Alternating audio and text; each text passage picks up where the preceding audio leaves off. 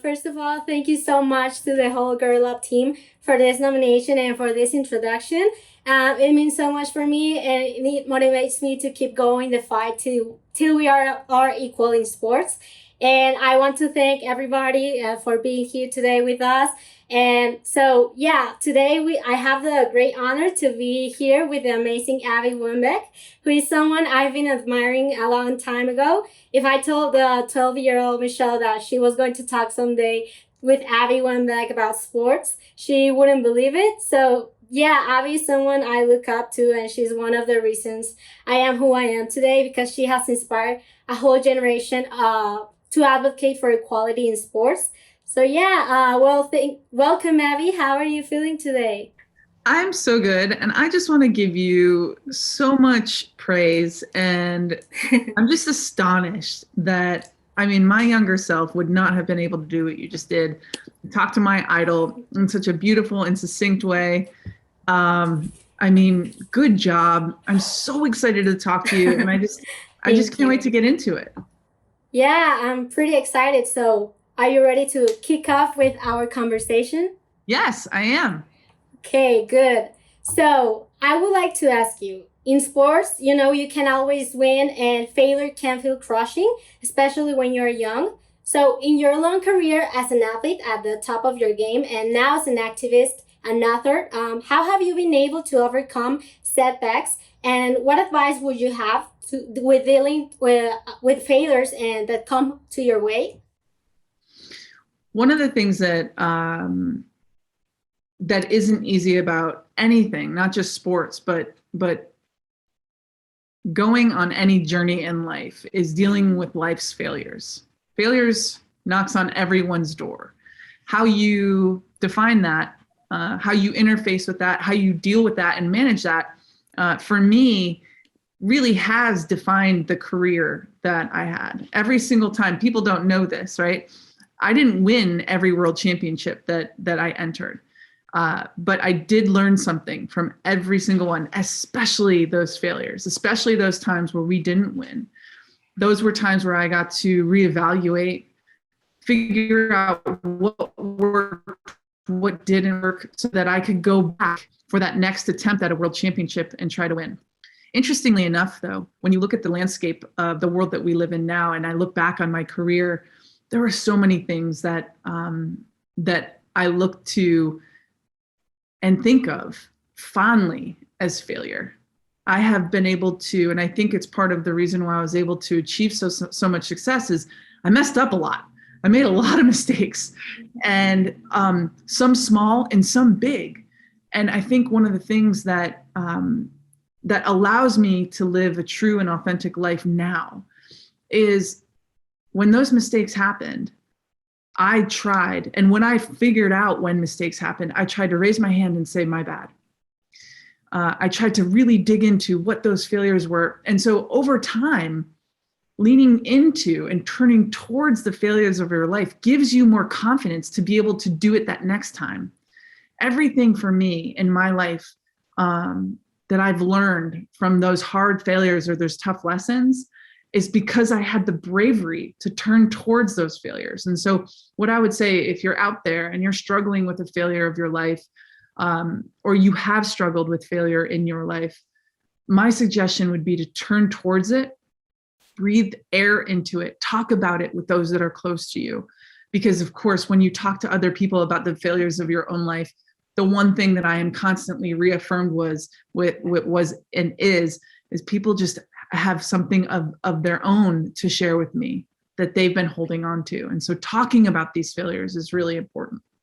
Yeah, I think it's very important what you're saying about sharing it with others because I'm relating a lot to what you're saying. Like right now, I am going through a failure, I think, in my sport in soccer, but I'm seeing it as something as a lesson. I think it's very important on how you look back at these mistakes that you make, like being able to recognize that you made a mistake and maybe that you fail, but I think it's very important that what you do with that mistake, as you already said, and I think it's very inspiring hearing this from you, because I think that sometimes we as fans and as people that see you on TV think that oh well she's Abby Wambach, how can she has like any mistake in life?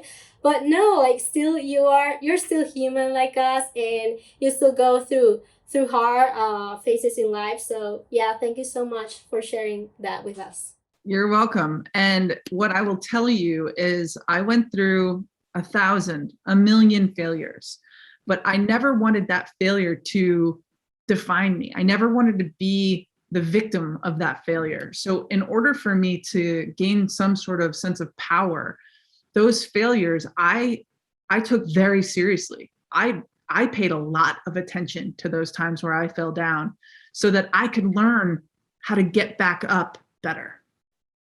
Yeah, I think it's very important to even like tell the even younger girls and women this talk about this, because we as women also like are very hard on ourselves when we have a failure, like even compared to the men. So I think it's very important that we talk about this. Thank Absolutely. you so much for that. Absolutely. So moving on to the next question, would you like to Let's do it. Something? You're doing awesome, by the way. Keep going. Thank you. You too. Yeah. So, well, I think that now if you have adapted your book on leadership, the Wambach, but that, by the way, congratulations on doing that for younger audience. So what insights or advice do you think is the most important for young women to learn as they grow as leaders? And do you think there is a generational difference in how girls and women approach leadership? Yes, to all of that. I mean, yes, there is a generational difference in how women approach leadership now to when I was actually a really young player to then when I became an older player. And that is the hope. The hope is that every generation learns more, knows more, and then does better with that knowledge. Because I think when I was growing up, leadership, it was Julie Foudy standing in front of our national team going, do this. And all of us young kids were like, okay. But now leadership is more nuanced. More leadership is interesting, right? Because we want all of those who step into our locker room to have a voice, to have a say. For me, the best ideas come from when more people are putting together their brain power and their hard work and their effort. So yeah, leadership is definitely evolving. And I think that it's going to have to be continuing to evolve and also continuing to grow. For me, that's one of the things that I get confronted with a lot. People struggle, with the millennials and the Gen Z pop, the generations. But the truth is, I want you to have more than I had when I began. That's the whole purpose of my life. And so for me to be the old lady in the room going, well, you guys are just so entitled. It's like, no, I've been working my life to make sure that you are more entitled than I was. And what you do with that is going to be up to you. And hopefully you will have strong leaders. And Michelle, I feel very confident in your generation if we're following your lead.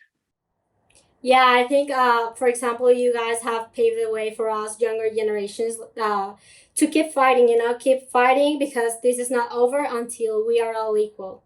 Totally. And Michelle, I have a question for you. I think that we've all seen at times voices of athletes can be dismissed when talking about important societal issues and injustices. What do you say is the best way to incorporate social justice into sports? Okay, so within the context of sports, I think social justice strives to ensure that opportunities are distributed fairly to every group of people. So in that sense, I think there are many ways to incorporate social justice to sports, but it all starts by being aware that social injustices are being committed.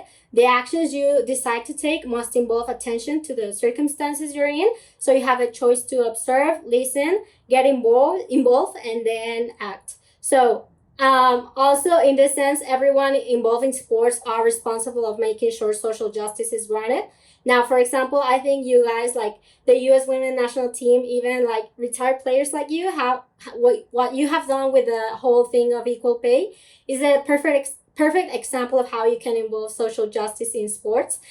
Like you the players realized that there was something wrong going on. You realized that you weren't treated equally, that you were paid less for what you really deserve. So then you decided to act, and most importantly, you acted together. Even the fans like joined you, and I think that this is very important, because when we unite forces, we are stronger together. You know. And since I first heard about you, about everything about the equal pay thing back in the World Cup in 2015, your last World Cup, I got so inspired by your force and by what all your team was doing on and off the pitch, and it motivated me to get informed. Like it inspired me to become an advocate of women's sports, like even in my own community, because I think sometimes we think that by doing something small, we are not going to create the impact we would like to.